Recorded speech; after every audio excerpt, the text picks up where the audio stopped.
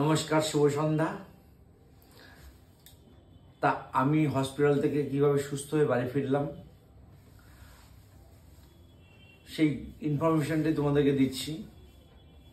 গতকালকে বলেছিলাম, ছেলে বলেছিল আইসিইউতে যে আমি ডক্টরকে কি বলবো, আপনারা সেই মেডিকেল বায়োডাটাটা দিন। Medical biodata that's means medical bulletin আর কি। তাই যথারীতি ওই আইসিইউ থেকে ডক্টররা ওই সেই মেডিকেল বুলেটিন রিপোর্ট লিখে দেয়। সেই রিপোর্টটাকে নিয়ে ছেলে সোজা চলে যায় মধ্যমগ্রামে নারায়ণ হসপিটালে। ওখানে দেখে নারায়ণ হসপিটাল থেকে বলল যে ভয়ের কোনো ব্যাপার নেই, আর কটা দিন পেশেন্ট ওখানে থাকলেই পেশেন্ট সুস্থ হয়ে যাবে, চিন্তা করার কোনো দরকার নেই, ওখানে থাকুক এখন। তাই ছেলে ওখান থেকে চলে আসলো। এই জন্য ভিজিটও নিয়েছে, সেটা কোনো বিষয় না আর কি, বললাম আর কি। তো ওখান থেকে সোজা চলে গেল ছেলে আবার ফর্টিস হসপিটালে আর কি। ওখানে গিয়েও সেই বুলেটিন যথারীতি দেখালো, দেখিয়ে তারপরে একই কথা বলল যে নারায়ণ হসপিটাল যা বলেছে তাই বলেছে, যে পেশেন্ট যেখানে আছে সেখানে রেখে দিন, 2-4 দিন পরে ইমপ্রুভ হয়ে যাবে, অসুবিধা হবে না। তার ছেলে ওখান থেকে বেরিয়ে একটু আশ্বস্ত হলো। ছেলে ওখানে থেমে থাকেনি, ওখান থেকে সোজা চলে গেল রাতে 10টা বাজে অ্যাপোলো হসপিটালে। অ্যাপোলো হসপিটালকে ডাক্তারকে গিয়ে যথারীতি সেই বুলেটিন দেখায়। তা ডাক্তার দেখে বলল যে চিন্তা করার কোনো কারণ নেই, পেশেন্ট আর 2-4 দিন ওখানে থাকলে পরেই ইমপ্রুভ হবে আর কি। তা এই সিচুয়েশন এরকম হয়, তা ভয় পাওয়ার কোনো কারণ নেই। তাই মোটামুটি ছেলে তখন বাড়ি চলে আসলো। পরের দিন সকালবেলায় গিয়ে আইসিইউতে গিয়ে ওই সব 3টেই প্রেসক্রাইব ওইখানে জমা দিল। তখন ওরাও একটু নিজেরা একটু আশ্বস্ত হলো, যাক ঠিক আছে। তা আমাকে এইভাবে ওখানে যথারীতি যেইভাবে ট্রিটমেন্ট চলছে সেই ট্রিটমেন্টই চলছে, কিন্তু ঠিক আছে, ট্রিটমেন্ট কোনো চেঞ্জ হয়নি। এবার 4 দিনের মাথায় এরা ছেলেকে বলেছিল ওই কথাটাকে যে পেশেন্টকে আপনারা নিয়ে যান। তা আর 2 দিন পরে আমি কিছুটা স্টেবল হয়েছি আর কি। তখন ব্রেনের এমআরআই করতে বললো আর কি, সিটি স্ক্যান এমআরআই করতে বললো, আর বুকের সিটি স্ক্যান করতে বললো। যথারীতি আমরা আরজি করে গিয়ে ব্রেনের এমআরআই করি এবং সিটি স্ক্যানটা করি। ডাক্তার দেখে বলল যে ব্রেনের মধ্যে কোনো একটা স্পট আছে হয়তো, আর সিটি স্ক্যানটাতে বললো বুকের জল জমে আছে না। এবার ছেলে আবার ওই চেস্টে জল জমেছে বলে ওই পালমোনোলজিস্ট ডক্টরের কাছে অ্যাপয়েন্টমেন্ট করিয়ে ওই সিটি স্ক্যানটাকে দেখালো আর কি চেস্টের। তখন ডাক্তার বলল, তোমরা ওটা কিন্তু মনে রাখবে কথাটাকে, ঠিক আছে। ডাক্তার বলল যখন যে কোনো পেশেন্ট যেখানেই ভর্তি থাকুক, যদি স্যালাইন চলে, সেই অবস্থায় কিছুটা জল, স্যালাইনের জল লাংসে আসে, সেটা ভয় পাওয়ার কোনো কারণ নেই, এটা কমন ব্যাপার একটা একেবারে। কিন্তু যেই জলটা আছে সেটা ডক্টররা সিরিজ দিয়ে বের করতে পারবেও না, আর বের করেও না। ওইখানে যখন মেডিসিন চলে, স্যালাইন চলে, তো তাই এগুলো যখন কমপ্লিট হয়ে যায় তখন ওই মেডিসিনের জন্য অটোমেটিক জলটা ড্রাই হয়ে যায়। তাই এখানে তোমাদেরকেও বলে দিচ্ছি, ভয় পাওয়ার কোনো কারণ নেই। তা আমার ছেলেকে আমার ডক্টর তাই বলে দিয়েছে। তাই যা বলেছে সেই প্রেসক্রিপশনটা নিয়ে আবার শো করালো ওখানে। ডক্টর এসে ব্রেনের এমআরআইটা দেখেছে আর চেস্টে জল দেখেছে। তা সেটা ভেবে এবার ছেলেকে বলছে পেশেন্টের মাথায় মনে একটু ডিস্টার্ব আছে, ভুলভাল বকছে।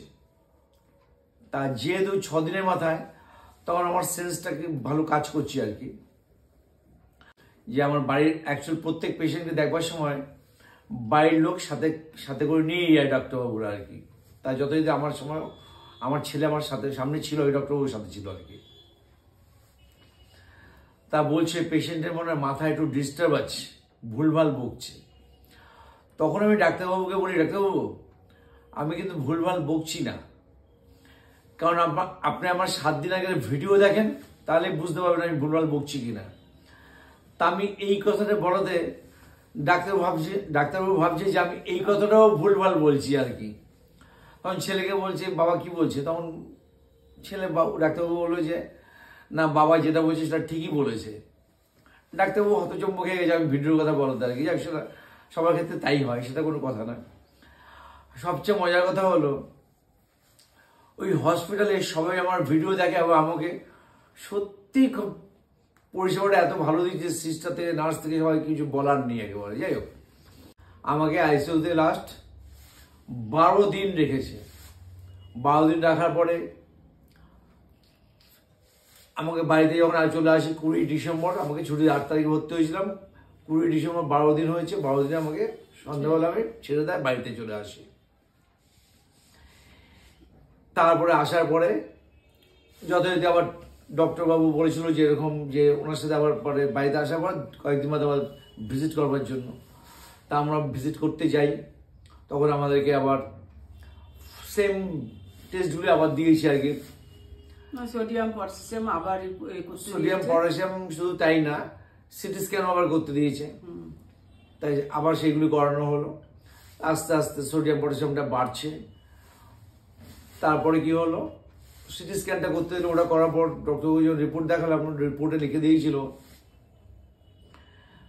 যে এয়ার পকেটে এয়ার রয়ে গেছে, জলটা নেই কিন্তু এয়ার পকেটে এয়ার হয়ে আছে। ডক্টর সেই কথাই বললেন। তাই যথারীতি মাসে 2 তারিখ মনে হবে, ওটা পার্টিকুলার ডেটটা মনে নেই, 2-3 তারিখের মধ্যেই হবে হয়তো। যাই হোক, সেটা কথা না। সেই পালমোলজিস্ট যার কাছে গেছিল প্রথমে, তার কাছে আমাকে আবার নিয়ে গেল। তা আমাকে দেখলো, আমার সাথে কিছু কথা বললো। তা ডাক্তার বলল যে রিপোর্টে যেটা দেখেছে লেখাটা, সেই লেখা থেকে কিছু বলছে না। প্লেটটাকে হাতে নিয়ে বলছে এয়ার পকেটে এয়ার নেই, কিন্তু রিপোর্টে লিখেছে সেটা আমি বলার আমার দরকার নেই, এয়ারপোর্টে এয়ার নেই, আমি এটা বলে দিলাম। তা পেশেন্ট ঠিক আছে, ডক্টরবাবু যেভাবে মেডিসিন দিয়েছেন সেইভাবেই চলুক। তা আমার এখানে আসবার আর কোনো দরকার নেই। পেশেন্ট আমার কাছে আনার জন্য পেশেন্ট পুরো সুস্থ, একবার আমার অন্য ব্যাপারের জন্য অন্য ডাক্তার দেখাক, আমার কাছে আনবার আর কোনো দরকার নেই। তা আমরা ওখান থেকে পুরো আশ্বস্ত হয়ে গেলাম, তখন থেকে চলে আসলাম। ডাক্তারবাবুকে যখন এটা বললাম, বললো ঠিক আছে তাই হবে আর কি। মধ্যে এবার যতদিন হসপিটালে ভর্তি ছিলাম, তা অনেকেই আমাকে দেখতে গেছিল, আমার ভিউয়ার্সরা। অ্যাকচুয়াল দেখবার টাইম হচ্ছে বিকেল 5টা থেকে সন্ধ্যা 6টা অবধি, 1 ঘন্টা টাইম। এবার আইসিইউটা হচ্ছে দোতলায়, এই উপর থেকে নিচে নামতে গেলেও কিছুটা সময় চলে যায়। এবার একজন যদি আমাকে দেখতে আসে, যাওয়া আসা নিয়ে 5-7 মিনিটের উপর লেগেই যায় আর কি। এবার এই 5-7 মিনিট করে যদি যাওয়া আসা লাগে, কজন দেখতে পারবে আমাকে বলো? তা অনেকে দেখতে পেরেছে আমাকে, অনেকে দেখতে পায়নি, অনেকে গেছে, অনেকে যায়নি। তা সবাই আমার হিতাকাঙ্ক্ষী। এবার কারো সময়ের জন্য যেতে পারিনি, সেটা অন্য বিষয়, কিন্তু সবাইকে আমি শ্রদ্ধা করি, ভক্তি করি, ভালোবাসা দেই। সবাই আমার ভালোই চায়, সবাই আমার শুভাকাঙ্ক্ষী। তাই এর জন্য কোনো বিষয় না এটা। তা যারা আমাকে যেতে পারেনি তাদের কাছেও আমি ক্ষমা চেয়ে নিচ্ছি যদি আমার কোনো ভুল ত্রুটি হয়ে থাকে। আর যারা গেছো তাদেরকে আমার ভীষণ আন্তরিক অভিনন্দন যে গেছো। তোমরা আছো বলেই কাকু আজকে এত সুস্থভাবে ভিড়ে এসছে। তোমরা ঠাকুরের কাছে এইভাবে প্রার্থনা করছো, ঠাকুর তোমাদের ডাক শুনেছে, কাকু তোমাদের কাছে আজকে সুস্থ হয়ে ফিরে এসছে। এবার ঝুমা মণ্ডল আছে, সেও আমার এক ফলোয়ার্স। সে বলেছে কাকু তুমি আমার নামটা কিন্তু নিও, ঠিক আছে? আমি এর জন্য ঝুমা মণ্ডল নামটা নিলাম। এই ঝুমা মণ্ডলের নাম নেওয়ার জন্য তোমরা কিন্তু কেউ রাগ করো না, ঠিক আছে? বাচ্চা মেয়ে তো কাকুকে দেখে খুব ভালোবাসে, তাই ও নামটা বলতে বলছে, তার জন্য বলতাম। তা এবার আসার পরে ডাক্তার বলল যে ওনাকে 1-1.5 মাস এরকম রেস্টে থাকতে হবে, আর ডাবের জল, কাঁচা নুনটা বেশি করে খেতে হবে আর কি, সোডিয়ামটা বাড়বার জন্য আর কি। পটাশিয়ামটা মোটামুটি বেড়ে গেছে। আর মেডিসিন তো একেবারে সকাল বিকালে মেলা, একেবারে কি বলবো, মানে মেডিসিনগুলো তোমাদেরকে দেখাইনি যদি অবশ্য, মানে 12-14 খানা মেডিসিন আমাকে খেতে হয় দুবেলা মিলিয়ে আর কি। আমি মোটামুটি সুস্থ আছি কিছুটা, তাই যতটা পারছি তোমাকে আপডেট দেওয়ার চেষ্টা করছি। তা আমার খুব ভালো লাগলো যে তোমরা এইভাবে আমার পাশে আছো বলে আমি আজকে তাড়াতাড়ি সুস্থ হয়ে উঠতে পেরেছি এবং পারছি। আর কিছুদিনের মধ্যে পুরো সুস্থ হয়ে যাবো একেবারে। আবার তোমাদের সেই কাকু তোমাদের কাছে আবার ফিরে আসবে সেই, ঠিক আছে? তা তোমরা এই ভিডিওটা শেয়ার করে দেবে বেশি করে। কাকুর রিচটা ডাউন হয়ে গেছে, বেড়ে যাবে, কারণ কাকু এতদিন ধরে কোনো ভিডিও দেয়নি। তা তোমাদের সবাইকে আমার খুব বুক ভরা অভিনন্দন, ভালোবাসা রইল আমার পাশে থাকার জন্য। তা তোমরাও ভালো থেকো, সুস্থ থেকো, কারণ তোমরা যদি পাশে না থাকো আমিও ভালো থাকতে পারবো না, ঠিক আছে? তা এখনকার মতন এই টাটা টাটা টাটা টাটা।